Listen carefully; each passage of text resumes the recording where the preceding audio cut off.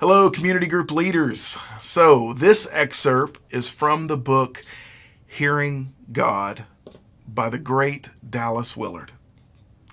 In it, he says, soon Jesus would meet with them one final time as a visible presence.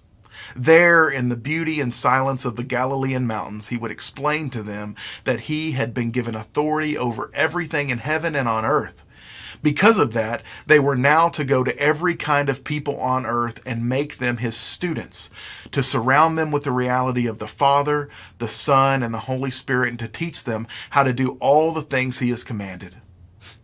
You can imagine the small degree of enthusiasm with which these poor fellows rose to the great assignment.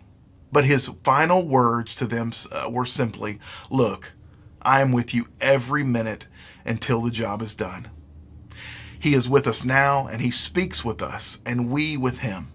He speaks with us in our hearts, which burns from the impact of his word. His presence with us is of course greater than his words to us, but it is turned into companionship only by the actual communication we have between us and him. Communication that we are frequently confirmed by external events as life moves along. Christian spirituality, as practiced through the ages, takes the form of this companionship with Jesus. Spiritual people are not those who engage in certain spiritual practices. They are those who draw their life from a conversational relationship with God. They do not live their lives merely in terms of the human order in the visible world. They have a life beyond. Today, as God's trusting apprentices in the kingdom of the heavens, we live on the Emmaus road, so to speak, with a burning heart. His word pours into our hearts, energizing and directing our lives in a way that cannot be accounted for in natural terms. The presence of the physical world no longer has to be a barrier between me and God.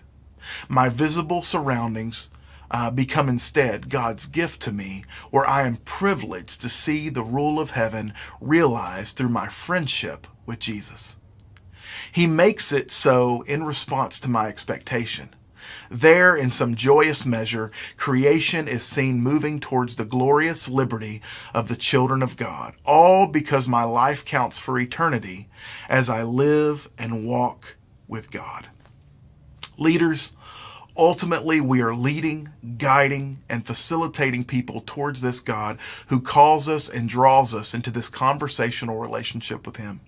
What an honor it is to help people meet and develop their own relationship with that God. To him be praised.